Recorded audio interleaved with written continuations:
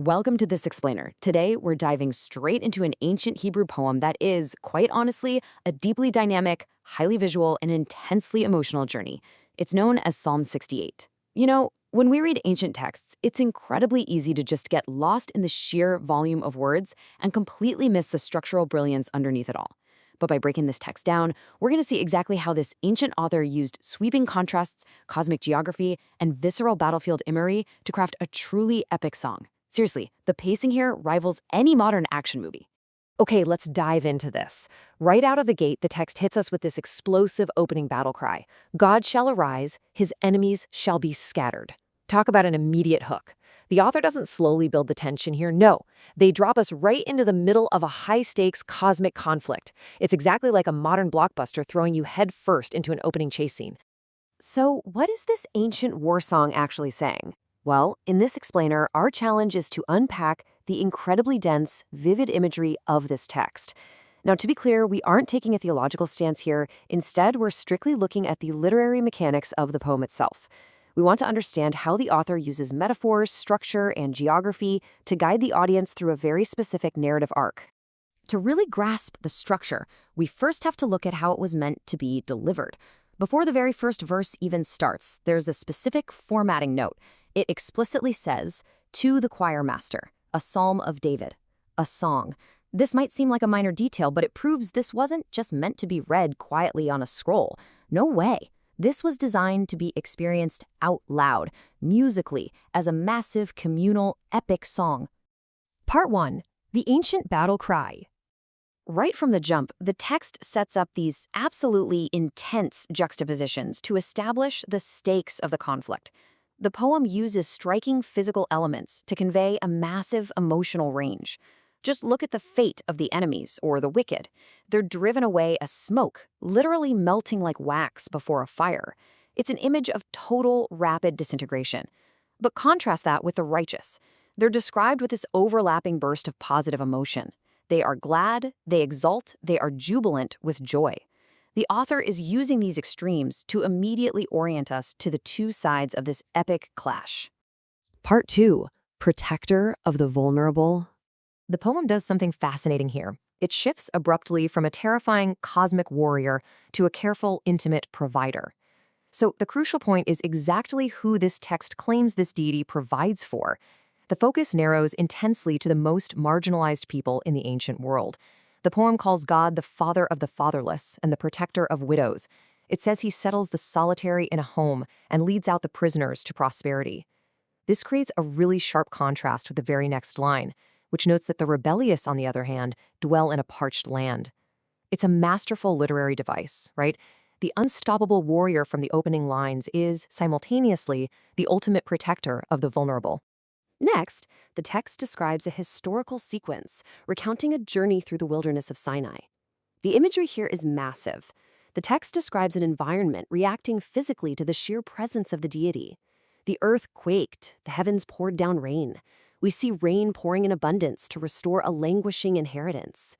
It's a pure elemental display of power, where seismic natural events and abundant provision just go hand in hand. Part 3. Mountains and divine chariots.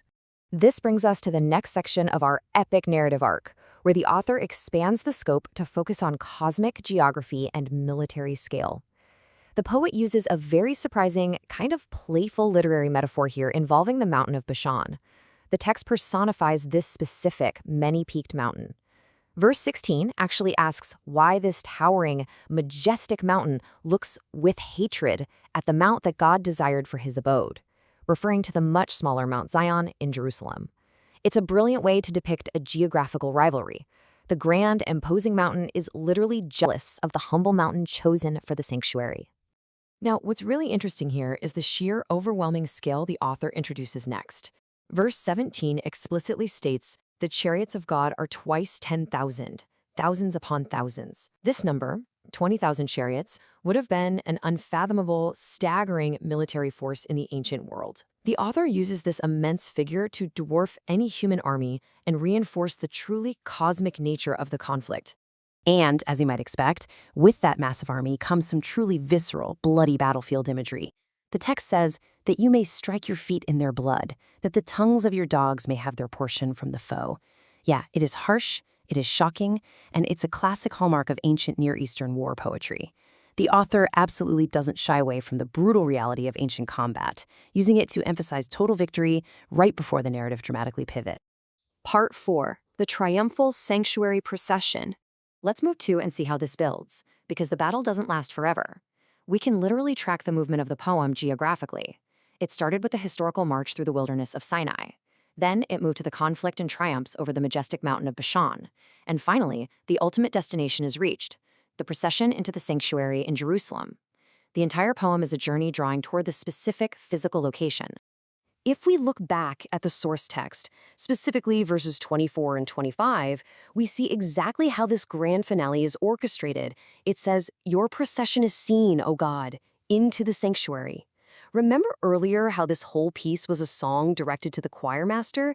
Well, here, the musicians are actually written into the story of the poem itself.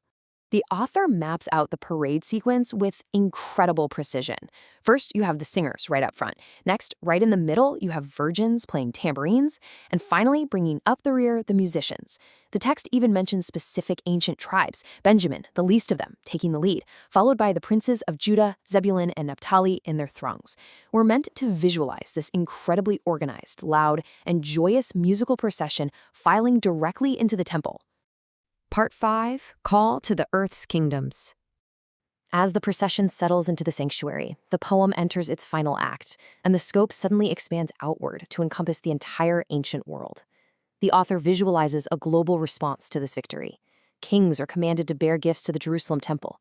There's also this very strange and specific metaphor here where the text asks to rebuke the beasts that dwell among the reeds. Now, this is widely understood as poetic imagery for foreign nations, often associated with the Nile. And indeed, the very next line says, "Nobles shall come from Egypt, and Cush, a kingdom south of Egypt, shall hasten to stretch out her hands to God." What started as a local victory has become a global, awe-inspiring event. And this brilliantly illustrates the grand finale of our narrative arc. The poem concludes with, "Awesome is God from his sanctuary, the God of Israel. He is the one who gives power and strength to his people. Blessed be God."